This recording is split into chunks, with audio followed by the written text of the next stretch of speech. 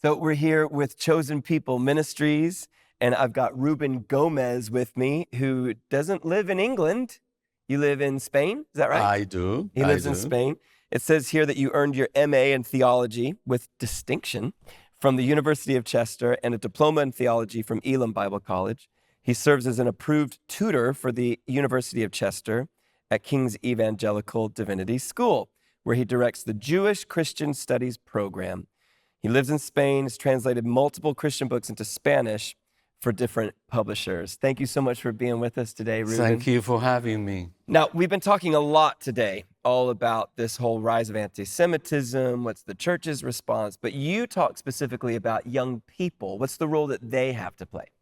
Well, young people ages 18 to 29 are usually called the emerging adults.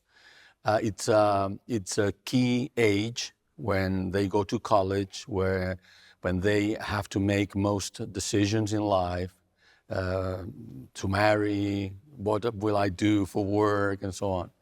So those people have been studied as part of the survey that we've known today, and there are some troubling trends that we find in that particular age group. Of course, there are some good news. It does seem that young people attend church more, read the Bible more. I mean, there seems to be some sort of spiritual renewal in many young Christians.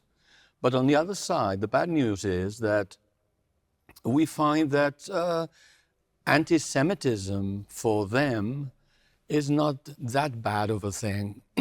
They tend to support Palestinians more than Israel in the Palestinian-Israeli conflict. So right now we are at a point, which is worrying, I think, where almost the ratio of 2 to 1, I mean, 2 young Christians would support Palestinians and only 1 would support Israel. So that's a worrying situation, because you would expect them to know better if they read the scripture and if they hear sermons. Mind you, perhaps not very many talk about Israel nowadays, but the subject of Israel and the Jewish people has been taken out from scripture and has become a moral issue, a political issue.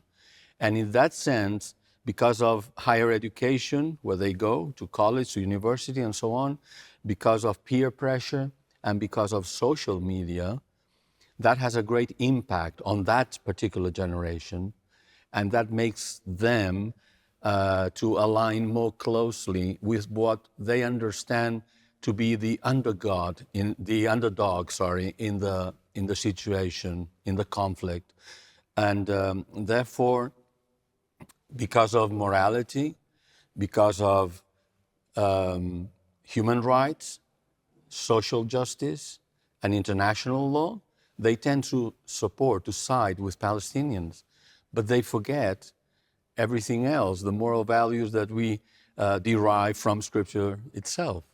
Wow. So that's an alarming trend. Yeah, and I think if we're honest, a lot of us see that happening. It's almost like trendy to be, a little bit anti-Semitic. And you've got 3 really great calls to action, and you've also got a great understanding of this acronym, W.E.I.R.D, W-E-I.R.D. Can you tell us what those are? Yeah, well, let's start with the calls to action, if you don't mind. What can we do when we see the trend that is certainly worrying?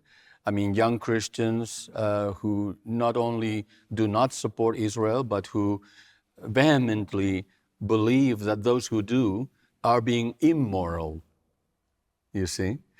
So, call to action number 1 would be fighting against the idea of replacement theology, also called supersessionism, in our churches.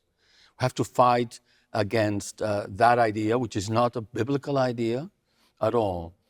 Call to action number 2 would be to get young people that age, and older, of course, to travel to Israel and know on the ground what it means to be there. Good. because the only thing they hear is a one-sided narrative that paints Israel as the oppressor and everybody else as the oppressed. But when you actually go there, you find that things are not black and white and very much different.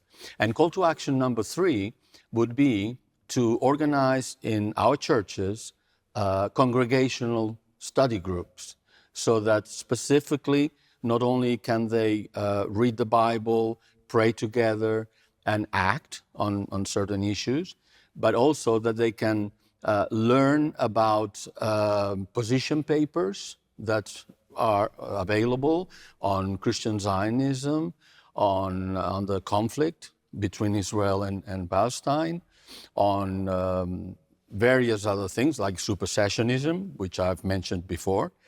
And I think we need to take a proactive attitude in our churches and start to dig deeper into some of these issues, which are very complex. We all understand that. And which have, as I said before, been de-biblicized, taken out of the Bible, and politicized.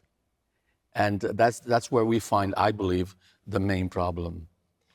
And as far as the weird countries, or we call it the weird morality, which is the kind of morality that shapes young people's own personal morality.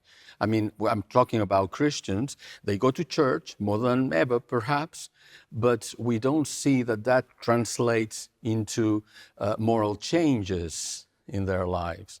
And since the Israeli-Palestinian conflict is seen as a moral/political issue, they tend to have or use the lens of the prevalent morality in our society, rather than that morality which would be derived from revelation, from Scripture, from the upbringing in Christian families, or even from traditional media.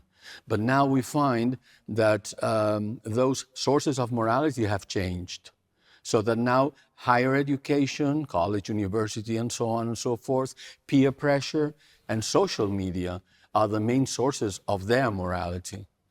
And their morality is the weird morality, which is not an insult. Let me see if I get it right. Okay. It's a little bit of an insult, but in a good way. Okay. Western, educated, yes, industrialized, rich, democratic nations. That's right. Communities. And we tend to think, as Westerners ourselves, that everybody has the same kind of morality. But that's not the case.